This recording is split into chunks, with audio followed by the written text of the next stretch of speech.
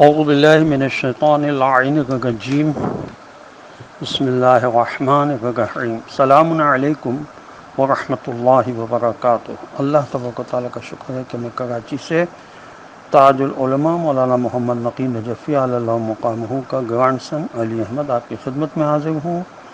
سورہ مبارک معارج جو مکی سورہ ہے، اس کے فضائل اور خصوصیات سب سے پہلے بیان کروں گا جو تفسیر مجموع بیان میں لکھے ہیں۔ جناب رسول خدا صلی اللہ علیہ وسلم نے ارشاد فرمایا کہ جو شخص سورۃ المعارج کو پڑھتا ہے، خدا اس کو ان لوگوں کا ثواب دیتا ہے جو امانتیں ادا کرتے ہیں اور اپنے عہد و پیمان پورے کرتے ہیں اور اپنی نمازوں کی حفاظت کرتے ہیں۔ کیونکہ اس سورہ میں خاص طور پر امانتوں کو ادا کرنے، عہد و پیمان کو پورا کرنے اور نمازوں کی حفاظت کا حکم دیا گیا ہے، اس لیے اس سورت کو پڑھنے والا ان آیتوں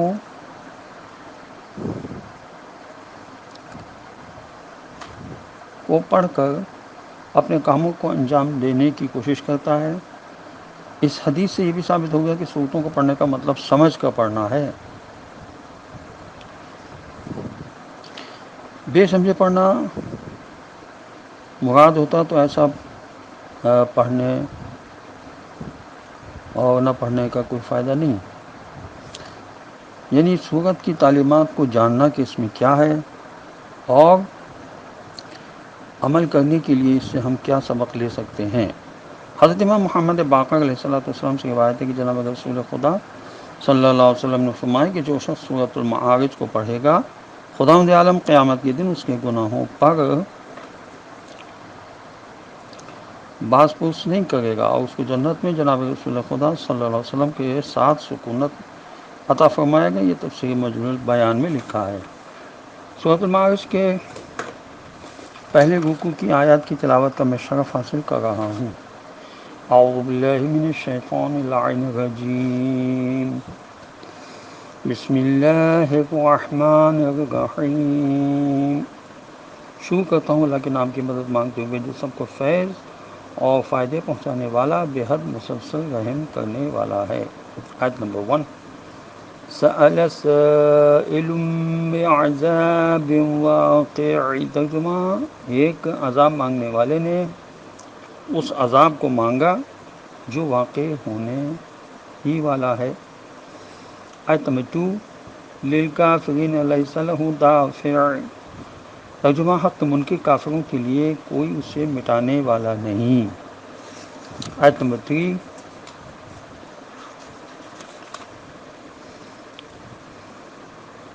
من اللہ ذی المعارج، ترجمہ کیونکہ یہ اس خدا کی طرف سے ہوگا جو بلندی کے زینوں کا مالک ہے۔ آیت نمبر 4۔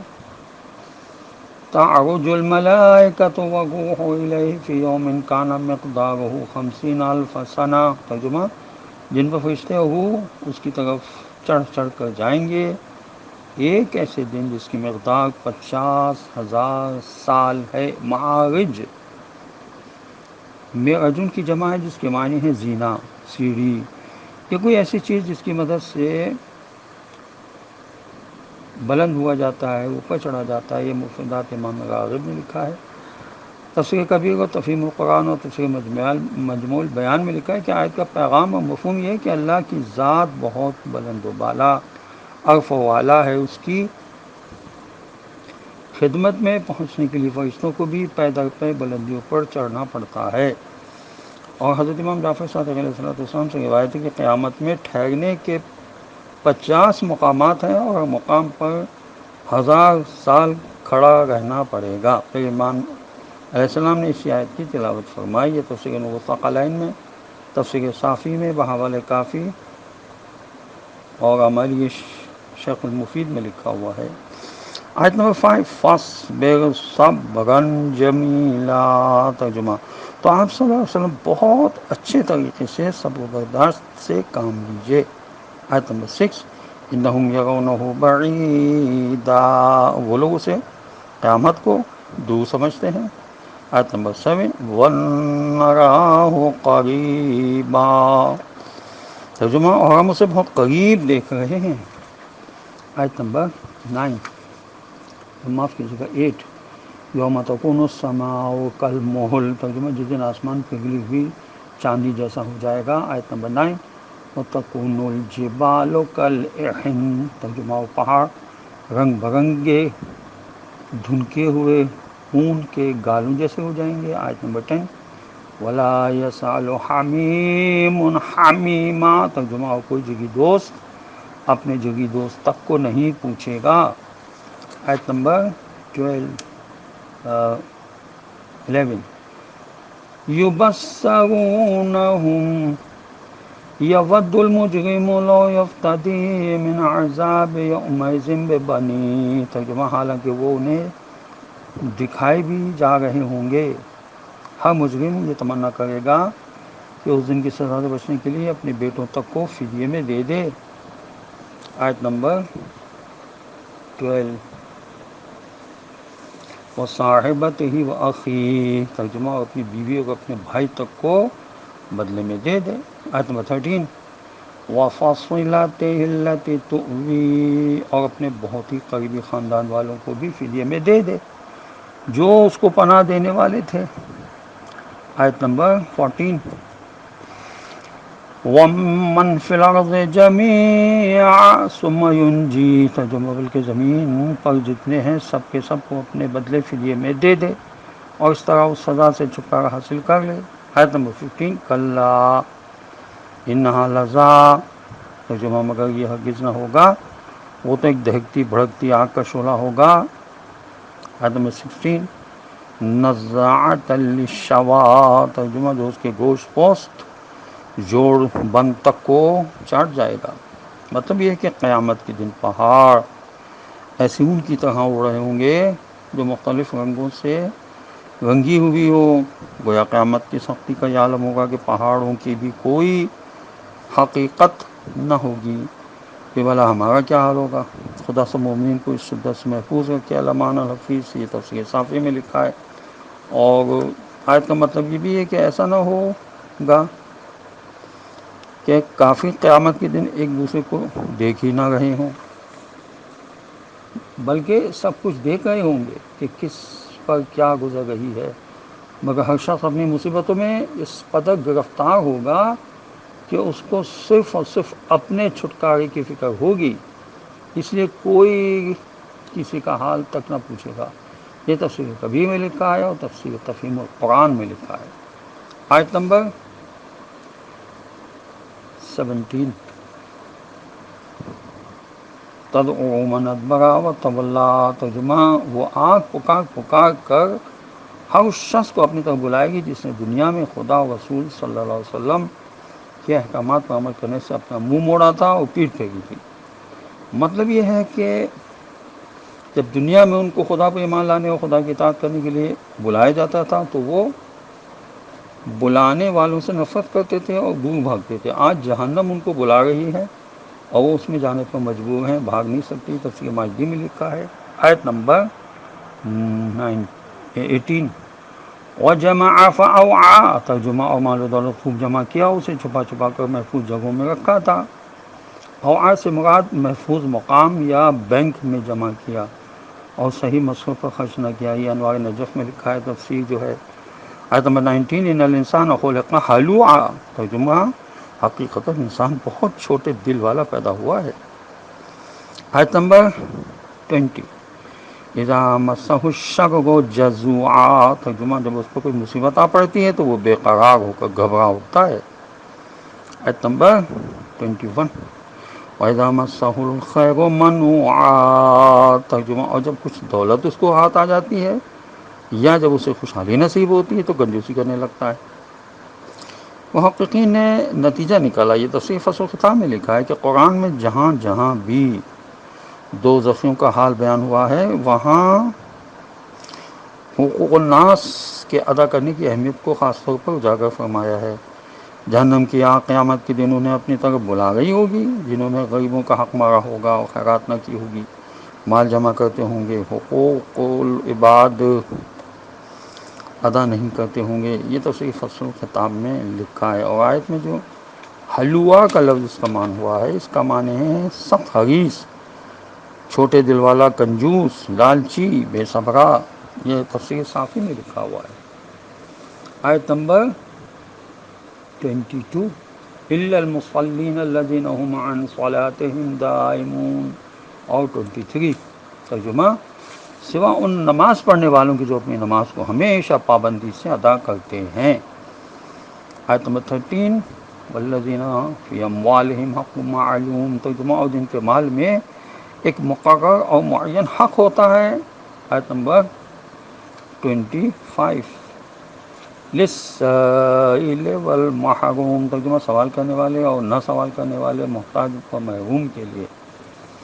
اور محروم سے مراد وہ شخص ہے جو سوال کرنے سے شرماتا ہو. یہ تفسیر انوار النجف میں لکھا ہوا ہے. نمازوں کی پابندی کا مطلب یہ ہے کہ وہ آرام طلبی یا دنیا کی مصروفیات اور دوسری دلچسپیاں ان کو نماز کی ادائیگی سے نہیں روک سکتی. ہر کام چھوڑ چھاڑ کر نماز کے وقت پر اپنی نمازیں پابندی سے ادا کرتے ہیں. دوسری معنی یہ ہے کہ تمام نماز میں پورے سکون اور توجہ سے خدا کی طرف متوجہ رہتے ہیں، ٹھونگے نہیں مارتے یا کسی طرح نماز کو لپیٹنے اور ختم کرنے کی فکر نہیں، بلکہ ٹھہر ٹھہر کر آرام سے نمازیں پابندی کے ساتھ ادا کرتے ہیں. یہ تفسیر کبیر، تفسیر مجموع البیان، تفسیر القرآن میں اور مفردات امام راغب نے بھی اس کو لکھا ہے. آیت نمبر 26 والذین یصدقون بیوم الدین، ترجمہ وہ لوگ جزا اور سزا کے دن کو سچ مانتے ہیں، اس کی تصدیق کرتے ہیں. اور آیت نمبر 27 والذین هم من عذاب ربهم مشفقون، ترجمہ اور جو اپنے پالنے والے مالک کی سزا سے ڈرتے رہتے ہیں. آیت نمبر 28 ان عذاب ربهم غیر معمون، ترجمہ حقیقتاً ان کے مالک کی سزا ایسی ہی چیز ہے کہ اس سے کبھی بے خوف نہیں رہنا چاہیے. آیت نمبر 29 والذین هم لفروجهم حافظون، ترجمہ اور وہ لوگ اپنی شرم گاہوں کی حفاظت کرتے ہیں. آیت نمبر 20